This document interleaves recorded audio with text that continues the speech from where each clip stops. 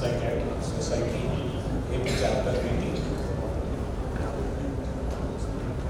Greetings to all the dignitaries on the dais, dignitaries off the dais, and all the young budding psychiatrists from all over the country.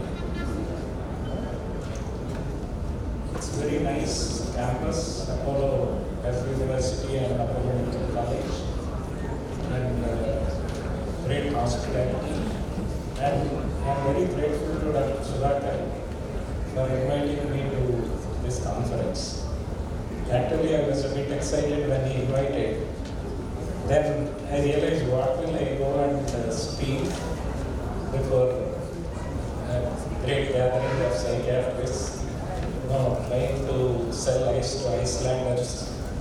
So, but then I thought I have some experience and some thoughts to share, especially with the younger budding psychiatrists, because the consciousness has been one of my prime interests in medicine.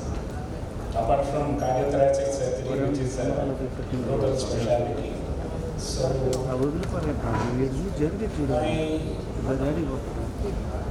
my insight started with my dad initiating me into the Gayatri Mantra and said, you do this regularly, your mind will be stable and nobody will be able to control your mind.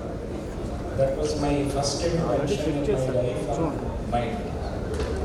That helped me a lot. And after that, as I entered medical school, I was given the copy with the commentary on Patanjali Yoga Sutras. We had good psychiatry teachers. So combining that inputs of psychiatry, and I was trying to correlate with the Yoga Sutras of Patanjali, I could develop my own coping mechanisms for this stress. Subsequently, I had a very tough general surgery program at PGH, followed by a very tough taskmaster, Professor Vedagopal at RNA Institute of Medical Sciences, and then subsequently 3 years international exposure at London. Those were very stressful days, but this insights into the Yoga Sutras and the practice of yoga helped me a lot in this. After that, I had a busy career as a cardiothoracic surgeon. The second experiment started with another very powerful tool called yoga. Very powerful monogram, and very scientifically worked out. They have published several of them.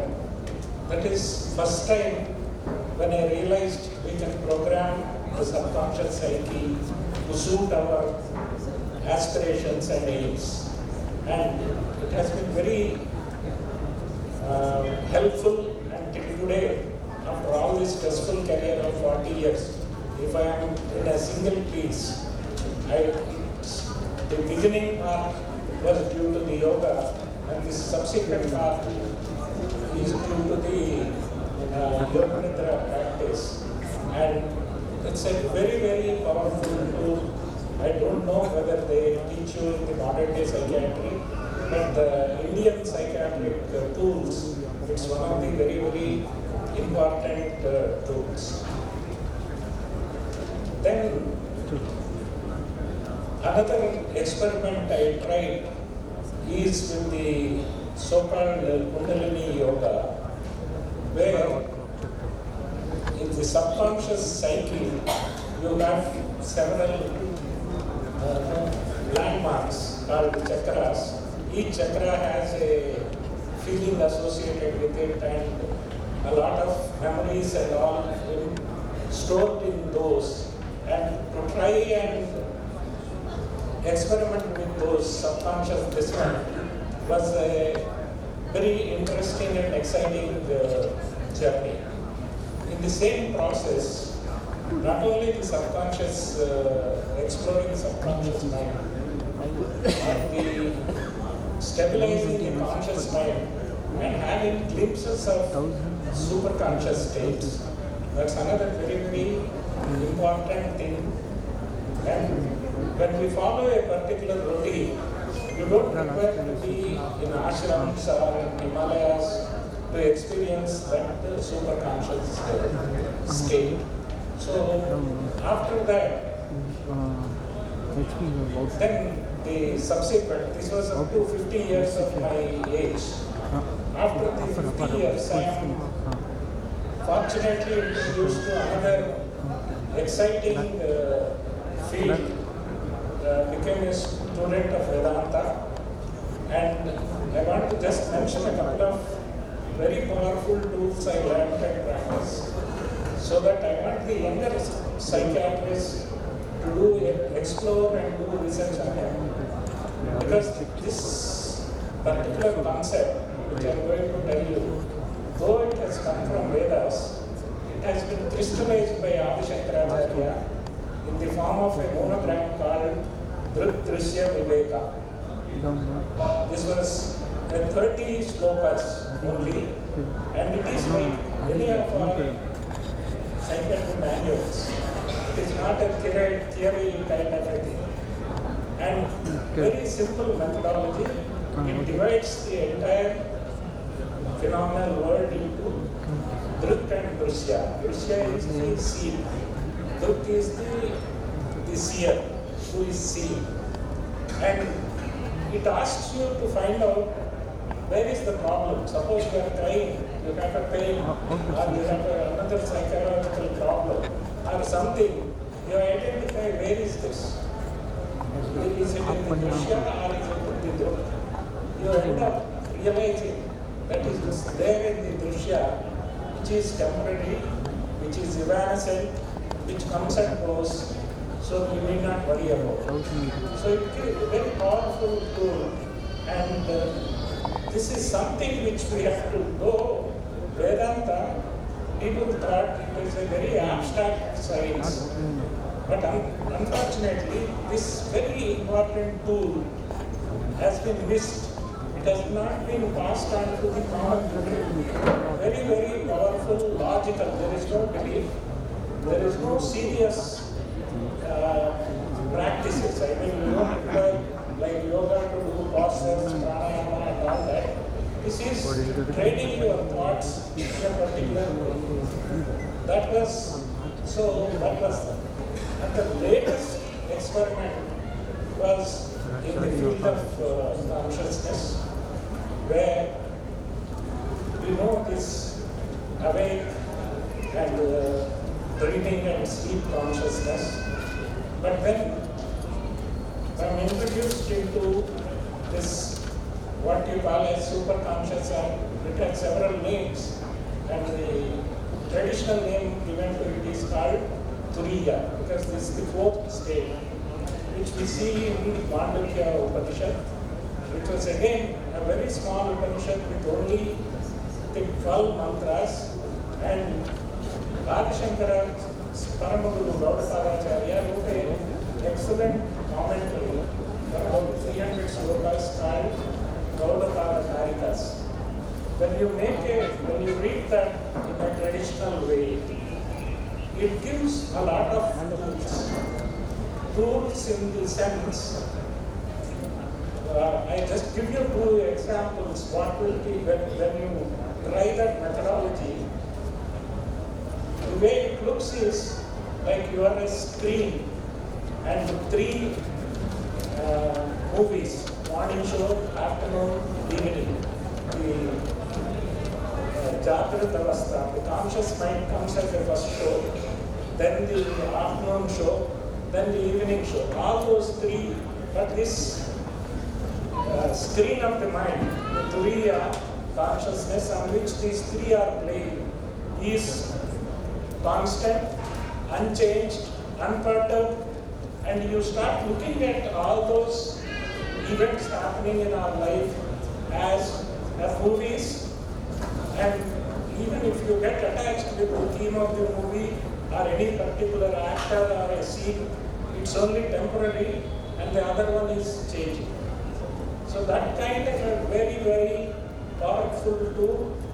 Similarly, imagine a lake in which you see the sun reflecting in the daytime, and you see the in the evening the twilight zone with a kind of a different shade, and in the night the darkness reflecting in the clear lake of consciousness, and then they are all changed. But the lake, clear lake of consciousness remaining. And this can be achieved with a simple meditation, which I have been practicing for the last 1 year, which gives a lot of, it gives me a very powerful tool to cope up with the stress, because one day, the same day I do open heart surgery, I do all this administration business, apart from coming to challenging tasks like this.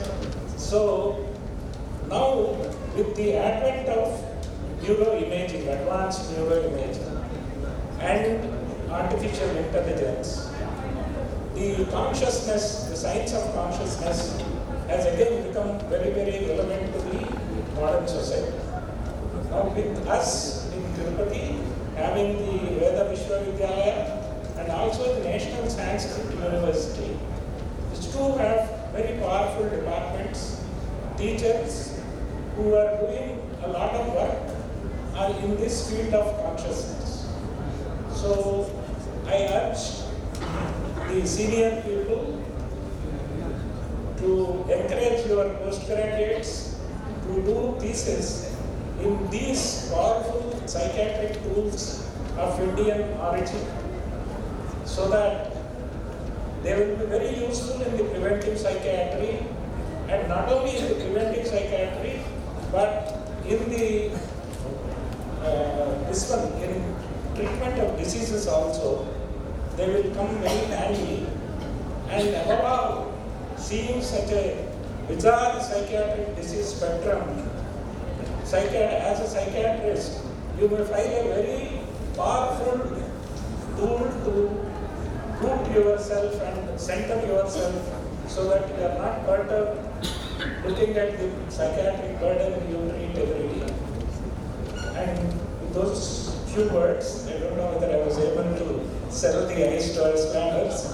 And I once again thank Dr. Sudhakar for giving me this opportunity, and for all of you giving the patient hearing for this little talk. Thank you all.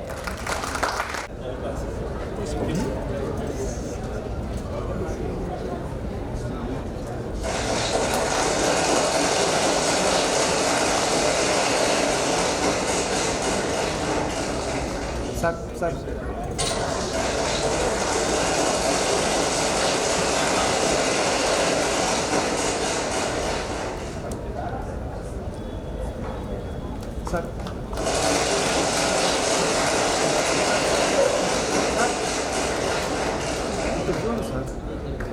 Sir, stage zone.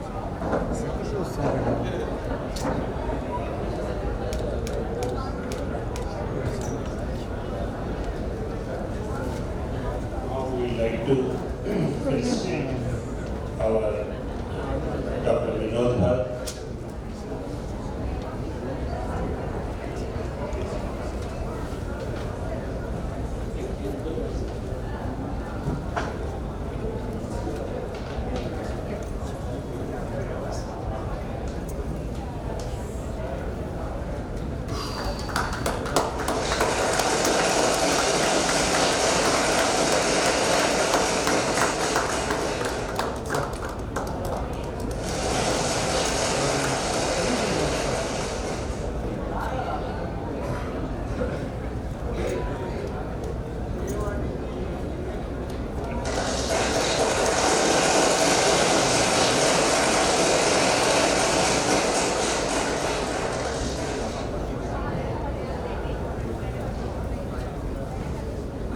We would like to felicitate Dr. KUMAR, Director.